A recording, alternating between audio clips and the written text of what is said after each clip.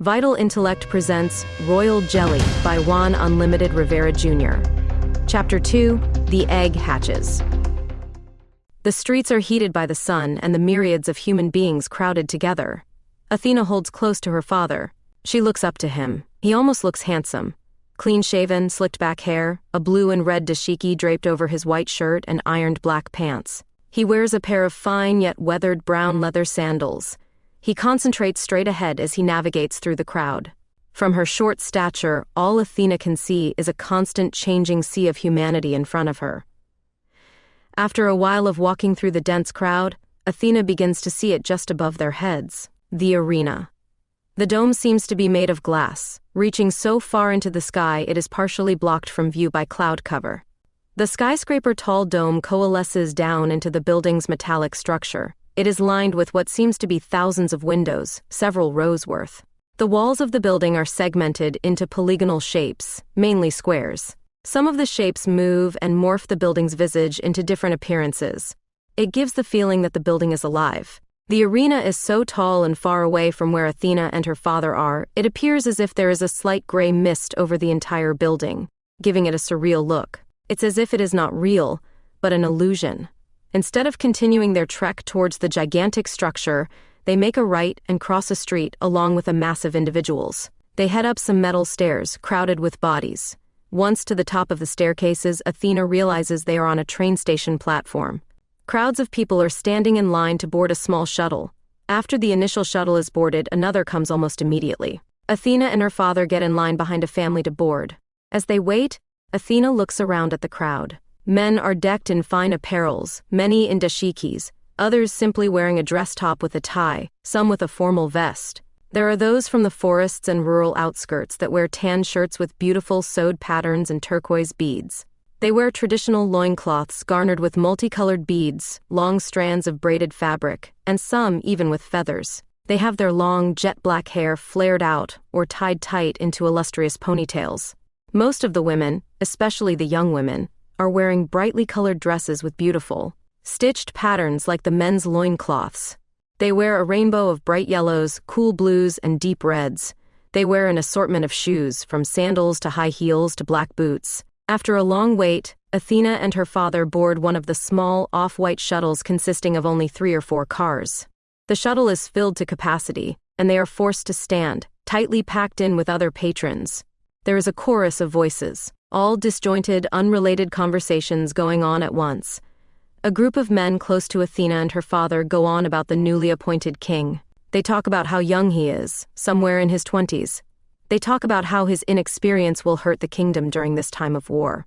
Athena is aware, as all citizens of the kingdom are, of the warring tribes and barbarians that pressure the kingdom's borders. But she was not aware that Prince Alejandro was crowned king. How could she miss that? Wouldn't people in the neighborhood have talked about it? It must have been very recent. That, or her lifestyle, has taken a far larger toll on her than she thought. She looks down at her shoes, ashamed for a moment. The shuttle then comes to a halt. Athena looks up and out of the shuttle's windows. Just beyond the crowd of bodies both sitting and standing in the way, she sees a close-by metallic wall with a ticker flashing welcoming messages in several different languages. People scurry by, many young and excited, screaming and running with friends and family. They've arrived at the arena. There is a loud ding, and then the shuttle doors open. People begin to move off the train. Athena's father grabs her hand to lead her off the train, and Athena snatches it away. She looks at his face, and he looks down at her with a scowl. He looks at her for a moment, then sighs, looks in front of himself, and begins to exit. Athena's heart races at the idea of what his reaction could have been. She calms down and follows behind him. A rush of air hits Athena as she exits the shuttle. The sounds from within the arena shake the building and vibrate through her body. Muffled cheering makes its way from the other side of the wall in the hallway, along with an announcer's voice over a sound system, unintelligible from this distance. Music and the bass of sound effects from the sound system reverberate through everything. Athena observes the walls of the crowded hallway lined with screens playing highlights of some of the most popular arena participants, peppered with advertisements in between. She feels the excitement of all of those crowded around her. It is infectious. She looks ahead and sees people walking into the white light at the mouth of the hallway. She and her father reach the end of the hallway, and the sounds of the arena become clear and even louder. She can begin to make out the words of the announcer. The cheers are crisper and more alive. As they exit the hallway, they enter the arena. The electricity of the excitement in the air overwhelms her. She looks around at the sea of people filling up every row, every chair nearly as far as her eyes can see. They are standing, cheering, and chanting in unison. In the center of the arena, there are dancers, acrobats, and animals with their trainers. There are light shows, realistic holograms of well-known cartoon characters, mythological creatures, and celebrities welcoming you to the games. There are those performing on small stages, floating and soaring through the air as the performer dances and smiles at the crowd. There are screens the size of buildings showcasing the events happening in the center of the arena. Some screens show events of past arena games and celebrations. Athena is filled with elation as all the action pulls her into the moment. Her father turns left along a narrow walkway behind the seating, and she follows. After a short while, he turns right and starts his way down some stairs. When Athena reaches the stairs, she notices how narrow and tall the staircase is. Staring down the stairway leading towards the lower levels of seats gives her vertigo. She can see to the very bottom of the arena. It looks like a mile-long drop from her standpoint. She begins to navigate her way down the steps, standing sideways to keep her balance. She steps down with her left foot in front first, followed by her right foot.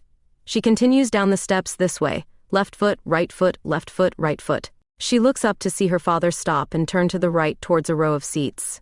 A grin forms across his face as everyone seated there looks towards him. They all greeted him in return with smiles and excitement. Several seats in, a woman jumps up and puts both of her hands into the air. It is Athena's tia Camilla. She makes her way past those seated between her and Athena's father and embraces him. She then looks up to him with a huge smile and love in her eyes. Athena watches her father, standing nearly twice as tall as her aunt, look down at her with a warm smile. Aunt Camilla seems to ask her father a question, and then he gestures towards Athena. Aunt Camilla snaps her head where he is gesturing. She becomes excited again and starts to make her way towards Athena. Athena is now only a few steps away from everyone, and her Aunt Camilla makes up the difference. She hugs her tightly. Athena cringes at her tia's embrace. "Oh, Athena, it is so good to see you," she squeals in Athena's ear. She then grabs Athena by her shoulders and examines her face. Her expression shines with joy as she grins from ear to ear. Athena cannot help but smile back. "You look so beautiful," her aunt exclaims at her before coming in for another hug. She grabs Athena by the hand, ushering her to follow. Athena makes her way down the remaining steps to where the rest of her family is seated. Her aunt introduces her to everyone. Athena looks at everyone with a smile, feeling shy and intimidated. Everyone looks back to Athena with grins and looks of joy in their eyes. She recognizes some of the faces, but most are strangers to her. No one is her age, everyone is an adult, many appear much older. Athena's father sits at the end of the row, smiling at her and the rest. There are 2 vacant seats just before him. Athena sits in the one that is next to him, and Aunt Camilla sits in the other. Athena's father leans over her and addresses Aunt Camilla. "Sorry we're late." "Oh, don't worry," Aunt Camilla says, wearing a smile and waving her hand while shaking her head. "You've only missed the preliminaries, and Athena doesn't need to see those." Aunt Camilla's expression goes sour, as if she's sucking on a lemon. "They're always so bloody."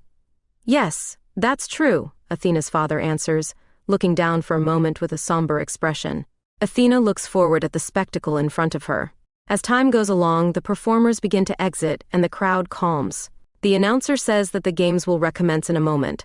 A man wearing all white with a large tray in front of him approaches Athena's father from the right. He leans in and asks, "Any refreshments?" Athena's father leans towards him and answers, "No, thank you." Aunt Camilla interjects, "Here, let me get something for Athena." "That's all right," Athena's father answers, wearing a polite smile. "No, it's okay, I'm getting something for myself anyway." Aunt Camilla leans in close to Athena. "What do you want, sweetie?" A rush of excitement comes over Athena, then anxiety. She has no idea what to ask for. She looks at the man in white as he looks attentively at her. She looks to the tray and sees bags of popcorn, candies, empanadas, coulis, and baked chickpeas. "Do you want an empanada?" her father asks. Athena nods her head yes. The man in white asks her what type, and she says beef. Her aunt orders one as well and asks her father if he wants anything. He answers no thank you. The man tells Aunt Camilla the price and she hands him her universal identity card. The man scans the card to take payment and hands it back to Aunt Camilla. He gives the food to Athena's father and he passes the food along. Athena hands her aunt her food, then looks down at her pair of empanadas. They're small and fluffy. She bites into one and her mouth is ignited with spice, texture, and the undeniable flavor of seasoned beef. She closes her eyes and chews. Every bite fills her with ecstasy. She opens her eyes to the announcer telling the crowd the games are recommencing. For the next couple of hours, Athena lays witness to several competitions of strength, endurance, and combat. She spends the entire time captivated in a sense of awe and wonderment, never experiencing such delight before. Another intermission begins. Athena's aunt takes her to the bathroom in the meantime. They return to their seats and an announcement is made that the year's championship will begin shortly. Aunt Camilla squeals. "This is it," she says to her father. Athena looks to her father. "Your aunt knows the challenger," he says to Athena in a near whisper. "Challenger?" Athena questions.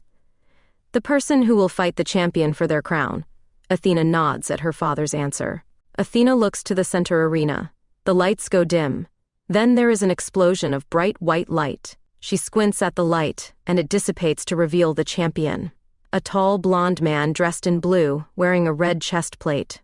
He is fair-skinned, muscular, and wears a confident smile. He rides into the center of the arena atop a floating platform, while an up-tempo hard rock song plays.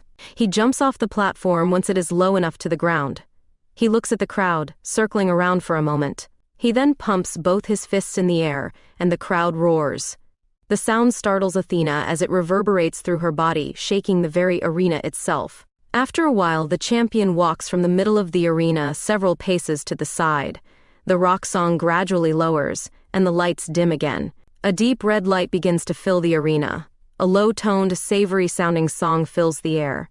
The melody touches Athena as she sways side to side. As Athena vibes with the music, she sees a large gateway open on the opposite side of the arena. The lights grow brighter and a parade of men and women wearing traditional forest wear explode forth, dancing to a new, more upbeat song. They dance at a fast pace, keeping up with the exciting tone of the song. They wear large headdresses adorned with feathers. They are mostly barefooted, most only garnered with a loincloth, and the women with stylized bikini tops.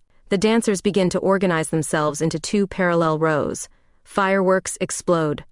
A figure emerges from the gate opening, and the crowd again explodes into cheer. "There she is," Athena's aunt exclaims as she stands, clapping and cheering. Everyone in the arena is on their feet save her father. Athena stands to get a better look. She looks down into the arena and sees her. A woman, adorned in a crown of feathers that go down her back to the ground. A brown chest plate made of leather and steel ends just below her solar plexus, her midriff exposed. The outfit continues into a large leather belt, with a huge round metal buckle in its center. A loincloth drops down from the belt, adorned with elegant beaded patterns and a purple cloth tied tightly around her waist. She wears tough leather boots that go up to her knees, accented with steel pieces and gloves going up to her elbows to match. Her chest protrudes as she walks out of the gate, elegant yet strong. A smile radiates across her face as she walks in between the parallel lines of dancers. The dancers wave their hands at the woman as she makes her way past them, looking to the crowd, both arms spread wide at her sides. The arena continues to shake with thunderous applause and cheers. Athena is enthralled. This woman, she has never seen anything like her. She did not even know that a person like her existed, was even possible. Very few women compete in the arena, even fewer against men. And here is this dynamo, ready to take on the champion, the entire arena on its feet, cheering her presence. The woman in the arena completes her entrance and the announcer's voice comes over the speaker. "Everyone, your challenger Masala." She throws her hands up in the air, wearing a jubilant grin. The arena thunders with cheer and Athena feels the exhilaration in the air. After a moment the crowd begins to settle, and people begin to take their seats again. Athena sits and observes the champion talking to several people in his corner of the arena floor. Masala is doing the same. Masala's people remove her headdress, and the announcer begins to speak again. "Everyone, welcome to this year's special championship round. Brought to you by the Abundance Day Committee and the Royal Family. The competition chosen this year by our competitors is combat." The crowd responds to the announcement in hushed awe. Aunt Camilla gasps and holds her chest. "Oh my!" She looks to Athena's father. "I hope she'll be okay." Athena's father looks to Aunt Camilla and politely smiles and nods his head, then looks away while rolling his eyes. Athena finds his reaction peculiar. She switches her attention back to the arena floor. She sees Masala's attendants hand her a spear. Athena looks at one of the huge screens depicting a close-up of Masala. Her skin has a light nut-brown tone to it. Her hair is woolly and brown, braided back into a strong ponytail, the front held in place by a leather headband, studded with round iron pieces. Athena, looking at Masala's hair, grabs a handful of her own long hair.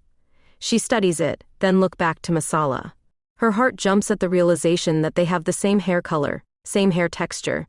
They have the same complexion. They look the same. The champion and Masala approach each other at the center of the arena. Their respective attendants leave the arena floor while the arbitros and the jueces de arena, or arena judges, approach the center where the fighters are. The arbitros approaches Masala and the champion, now facing each other only inches away. Masala holds her spear. It is simple-looking, made of solid metal that shines silver. The champion is armed with a halberd. The blade has a beautiful shape and is adorned with intricate patterns. The shaft is a black matted polymer, a practical choice that contrasts the beautiful blade it holds. The arbitros explains the rules to the combatants. This is a close combat match. There are no projectile weapons allowed, but they are allowed to throw their arms. Each combatant is allowed 2 weapons if they choose, but must be armed with at least 1 close combat arm. The use of illegal moves will lead to forfeiting. The match will end when the time is up, or if either opponent cannot continue, whether by forfeit, maiming, becoming unconscious, or death. The match's duration is 30 minutes. There are no rounds and there are no breaks. The arbitros instruct both to bow to each other. Masala gives a slight bow while maintaining eye contact with the champion. The champion looks down at her with a smirk, not bowing at all. The two are instructed to go to opposite sides of the arena. A hush falls over the crowd as the opponents walk to their corners. Now, yards apart, the opponents lock eyes.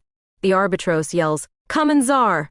And at the same time, a single rocket launches into the air, exploding at its apex, filling the sky with bright, multi-colored lights. The opponents run towards each other at full speed. Athena feels the very foundations of the arena shake as the crowd roars in unison.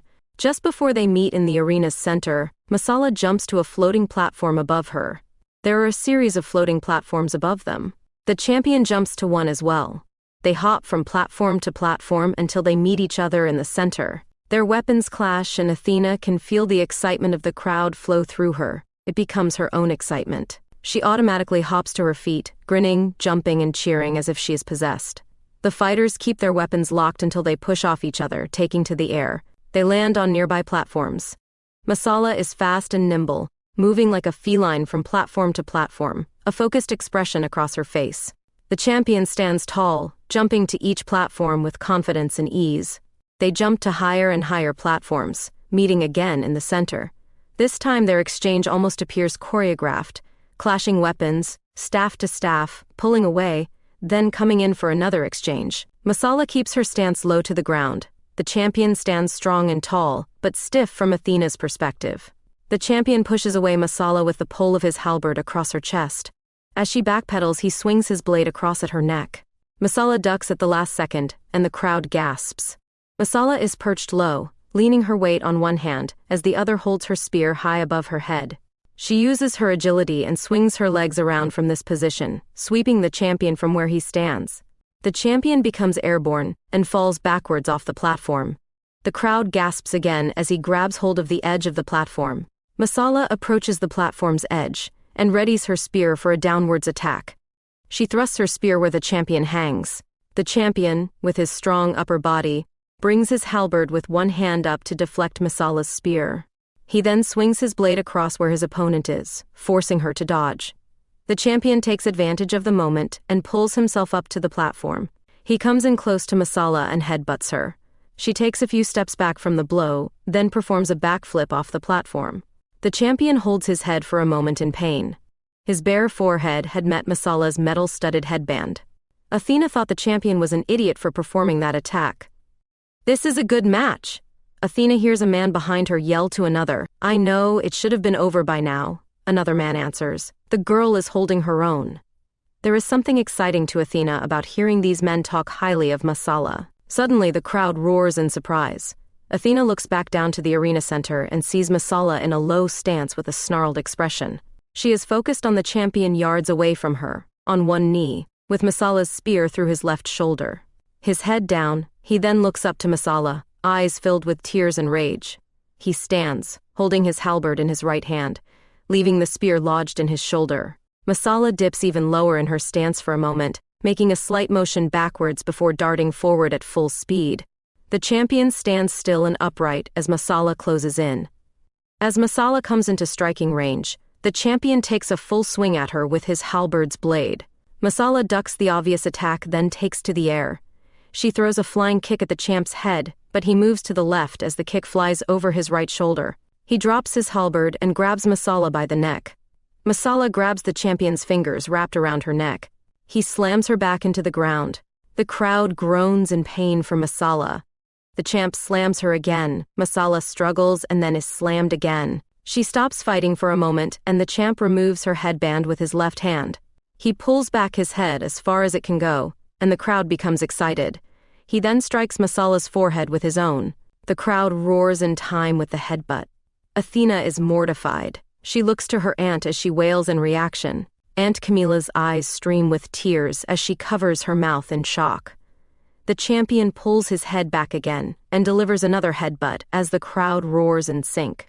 Athena looks at one of the large screens showing a close-up of the action. She sees Masala dazed, her eyes nearly rolled to the back of her head, and her forehead flowing with blood.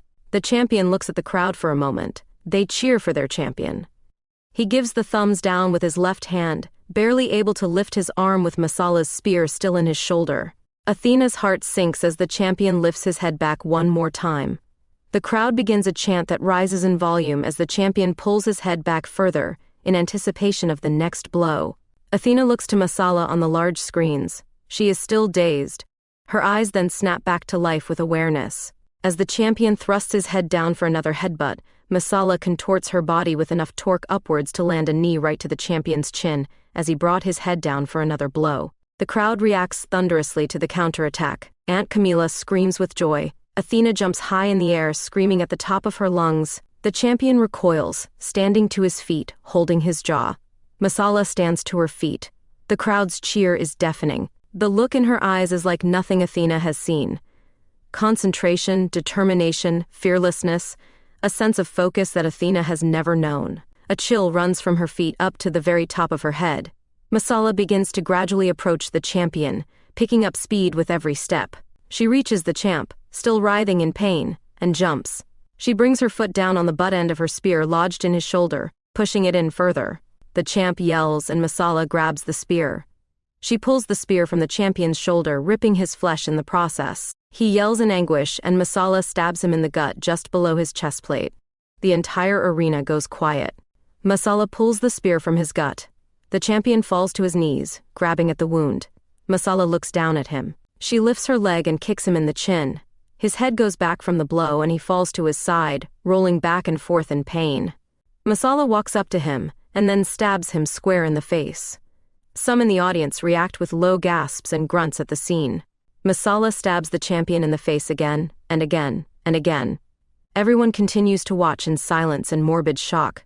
Masala begins to scream at the top of her lungs as she continues to thrust her spear into the champion's now mutilated face. One of her attendants runs up to her along with the arbitros and several judges. They cautiously begin to convince Masala to stop. Her attendant finally rests his hand on her shoulder. Masala stops stabbing, and the attendant successfully takes her spear from her.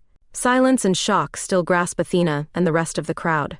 The arbitros looks to one of the judges and the judge nods at him. The arbitros walks up to Masala and holds her arm in the air in victory. The audience ignites. Cheers, screams, howls, clapping, stomping. It is an unbelievable roar of humanity.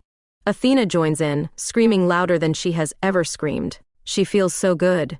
It is as if she won the championship. She is lost in ecstasy. She looks to one of the large screens and sees Masala, still with her hand held high by the arbitros. She has a look of disbelief on her face, still looking down at her now dead opponent. As if awakening from a deep sleep, she looks to the crowd in surprise. A smile slowly creeps across her face. The smile turns into a grin, and Masala begins to celebrate with the audience. Masala's attendees rush her, hugging her, smiling, and crying as Masala begins to cry. A few of the former champion's attendees walk over to his body. Athena sees one fall to his knees and just looks over him. A couple of judges are with them, and they examine the body. One of the judges is talking to the attendee on his knees, leaned over, with a hand on one of his shoulders. He says a last word to the attendee, pats him on the shoulder, and looks up to a far corner of the arena and throws a hand signal. Several men come from that corner with a stretcher. They continue to examine the body. Athena's attention then goes back to Masala. The dancers from earlier come out to the celebration. The crowd continues to roar. The dancers gather around Masala, motioning with her in sync, while singing a traditional song of the people of the forest. Much of the crowd joins in on the song.